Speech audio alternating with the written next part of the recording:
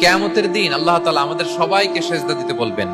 সেদিন অযুত লক্ষ নিযুত কোটি কোটি মানুষ, তাদের সামনে আল্লাহ বলবেন আমাকে সেজদা দিয়ে দেখাও। আমরা দুনিয়াতে যারা আল্লাহকে প্রাণ ভরে সেজদা দিয়েছি, আমরা সেদিন আল্লাহু আকবার বলে সেজদায় লুটিয়ে পড়বো। কিন্তু যারা সেজদা দেয় নাই, অথবা যারা লোক দেখানো সেজদা দিয়েছে, তারা সেজদা তো দূরের কথা, ওদের পিঠটাই বাঁকা করতে পারবে না। আল্লাহ বলেন ইয়াউমা ইউকশাফু আন সাকিন ওয়া ইউদআউনা ইলা সুজুদি ফালা ইস্তাতিউন। সেদিন আল্লাহ তাআলা তার পায়ের গোছা উন্মুক্ত করবেন। অনেকে বলে হুজুর আল্লাহরও পা আছে?